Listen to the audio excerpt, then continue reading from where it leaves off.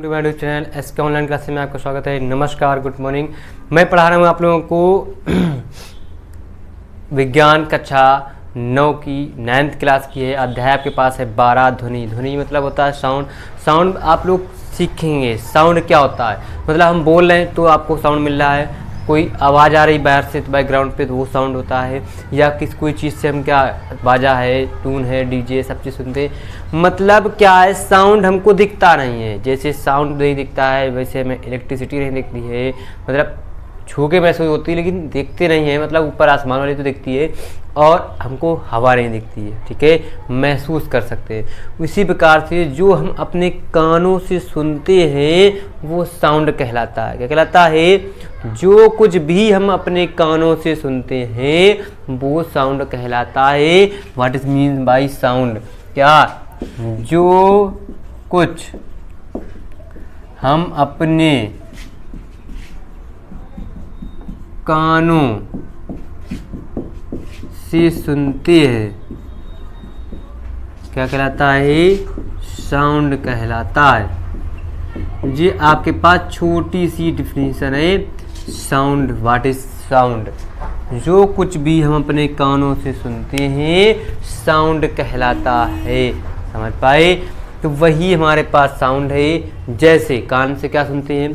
ताली बजाना सुन रहे हैं साउंड, या गिटार बजाना, हारमोनियम बजाना, वायलिन बजाना, डीजे बजाना, मोबाइल पे ईयरफोन से कान पे लगा के सुनते हैं। तो जो चीज़ हम सुनते हैं अपने कानों से वो साउंड कहलाता है, मतलब ध्वनि कहलाती है। ध्वनि भी हमारी प्रकाश की किरणों के तरीके से ही चलती है। आपको ध्वनि के प्रकार भी बताए जाएंगे, ध्वनि कितने प्रकार की होती है वो भी बताई जाएगी, तो आप लोग समझ पाए। ध्वनि व्हाट इज साउंड? साउंड क्या? जो भी कोई भी या आस पास हमारे जितनी चीज़ हम कानों से सुन सकते हैं वो साउंड कहलाती है। समझ पाए? तो समझ गए होंगे तो आप ये डिफिनेशन लिख सकते हैं साउंड के बारे में, ठीक है। और साउंड क्या होता है? एक हमारे प्रकार की, और अथवा में लिख सकते हो, ध्वनि एक प्रकार की अनुभूति है जो हम क्या कर सकते हैं? जो हम महसूस कर सकते हैं।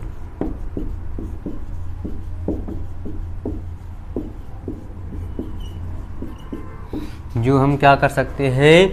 महसूस कर सकते हैं, अनुभव कर सकते हैं, वो ध्वनि कहलाती है। बहुत सारी डिफिनेशन है ध्वनि की, आप लिख सकते हैं, कोई भी कई सारी डिफिनेशन है, ठीक है।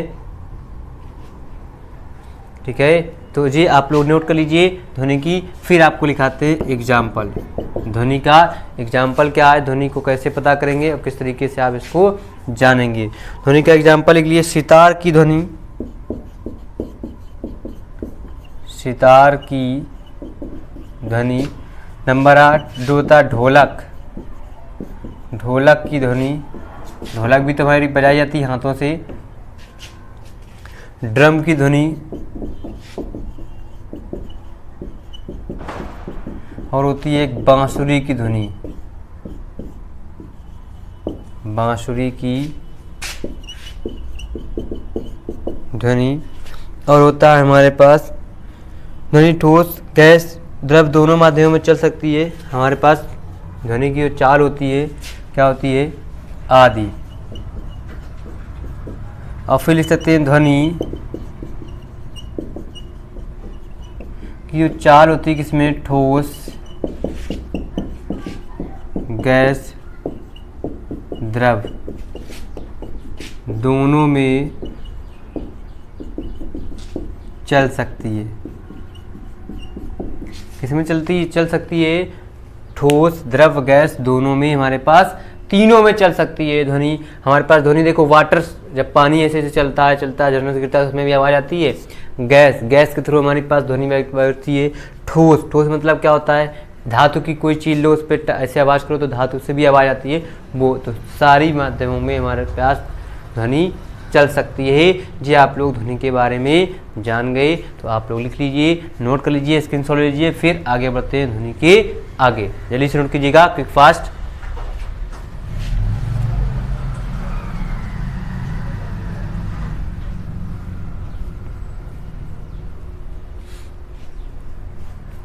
अब एक नोट लिखिएगा। नोट क्या लिखना है आपको, ये हम इरेज कर देते हैं।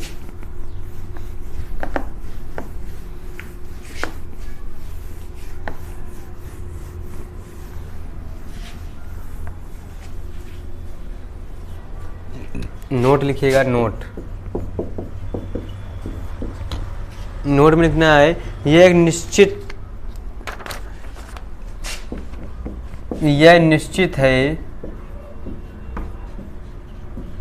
निश्चित है कि ध्वनि सदैव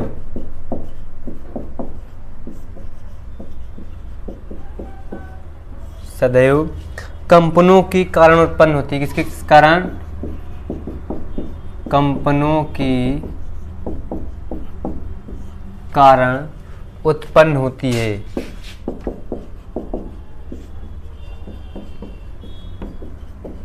किसके कारण? कंपनों के कारण उत्पन्न होती है। बिना कंपनों की ध्वनि उत्पन्न नहीं हो सकती है।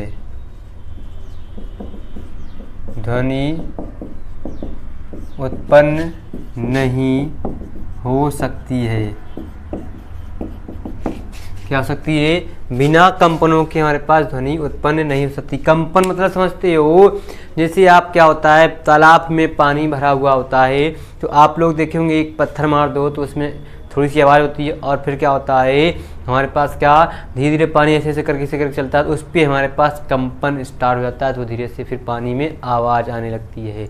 ऐसे, या आप लोग कभी देखे होंगे ढोलक पे ऐसे एक बार मार दो तो टन डन ऐसे करके आवाज़ आती है, वो भी हमारा कंपन स्टार्ट हो जाता है। या आप लोग कहीं पे इको वाला रूम जैसे होता है, या ब्रिज के नीचे, या आप अपने कमरे में या रूम में आप अगर थोड़ा एक बार बोल दो थोड़ी सी आवाज़, तो टकरा कर हमारे पास बाहर आती है, वही कंपन हो जाता है। उसी अगर कंपन नहीं होगा तो हमारे पास ध्वनि नहीं होती है। ठीक है, तो जी आप लोग समझ पाए नोट्स का मतलब। फिर आगे आपको बताते हैं, क्या हमारे पास विभिन्न वाद्य यंत्रों की कुछ सूची होती है। हमारे यंत्रों की जो सूची है उसके बारे में आपको बताया जाएगा। तो आप लोग यंत्र के बारे में बताते हैं, आप लोग लिखिएगा, जल्दी से नोट कीजिएगा, फिर आपको इसके बारे में बताते हैं।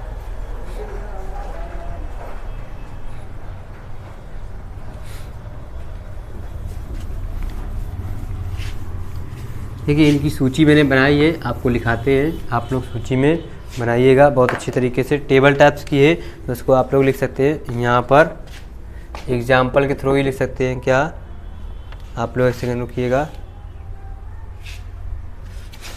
ठीक है। तो एग्जाम्पल के थ्रू में आपको बताएंगे विभिन्न वाद्य यंत्रों की सूची। वाद्य यंत्रों की जो सूची है वो हमारे पास है, आपको बनाते हैं। क्या लिख लेंगे? वाद्य यंत्र। अब यहाँ पर होता है हमारे पास वाद्य यंत्रों का ध्वनि उत्पन्न करने वाला भाग। ध्वनि उत्पन्न करने वाला हमारे पास भाग होता है, उसके बारे में। तो पहली हमारे पास होती है बांसुरी। बांसुरी के बारे में, बांसुरी क्या होती है? बांसुरी होती है वायु फूके जाने पर, वायु फूके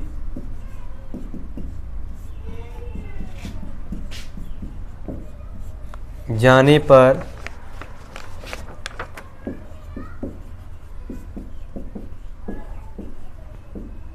वायु स्तंभ से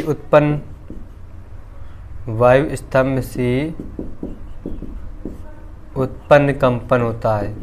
बांसुरी में वायु को जब फूकते हैं तब हमारा कंपन उत्पन्न होता है। ये बांसुरी का हो गया हमारे पास, ठीक है। अब इसके बाद आता है ढोलक। ढोलक क्या होता है? आघात द्वारा, आघात मतलब जब उसको हम ठोकते हैं, आघात द्वारा ढोलक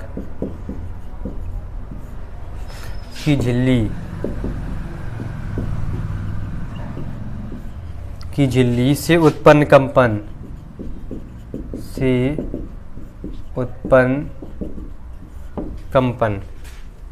ठीक। फिर एक होता है हमारे पास सितार, ठीक है, आप लोग सितार भी जानेंगे।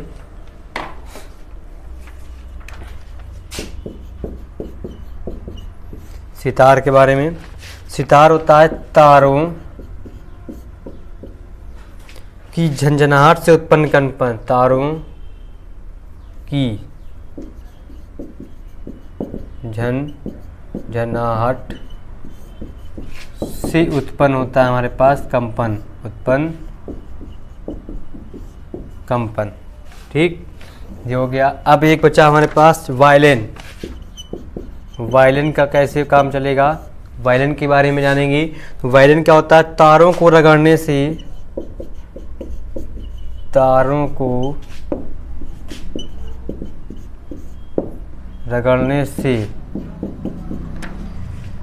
उत्पन्न कंपन,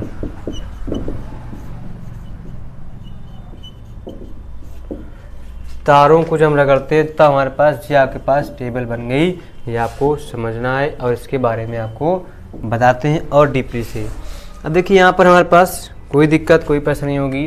देखिए हमारे पास वाद्य यंत्र जो होते हैं, बांसुरी, बांसुरी क्या होता है? वायु फूके जाए, बांसुरी जब फूकते हैं तभी तो हमारे पास स्तंभ से, स्तंभ मतलब एक कॉलम टाइप का होता है, से उत्पन्न, उस पर जब कंपन होता है तब हमारे पास हमें क्या टून हमारे कानों पे सुनाई देती है। फिर हमारे पास हो गया ढोलक। ढोलक क्या होता है? आघात। ढोलक को हम ऐसे करके ऐसे बजाते हैं ना, हाथ से, इधर से इधर से, इधर से इधर से, इधर से इधर, तब उस पर कंपन उत्पन्न हो जाता है, वही हमारे पास उसको टून सुनाई देने लगती है, ठीक है। सितार, सितार क्या होता है? ऐसे करके ऐसे बजाते हैं। तो सितार जो होता है तारों की जो झंझनाहट होती है उसको हम क्या ऐसे ऐसे करते हैं, तो झंझनाहट से उत्पन्न कंपन जो होता है वही हमारे पास ध्वनि को सुनाई देता है।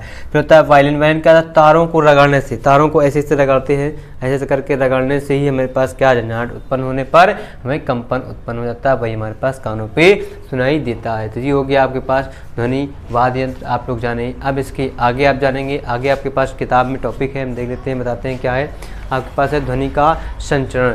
ध्वनि कैसे संचरण करती है हमारे पास, क्या प्रोपोगेशन ऑफ साउंड कैसे होता है, तो उसके बारे में आपको नेक्स्ट वीडियो में बताया जाएगा। मिनी वीडियो, छोटे छोटे वीडियो से ही पढ़ेंगे, छोटा छोटा टॉपिक आपका कंप्लीट हो जाएगा।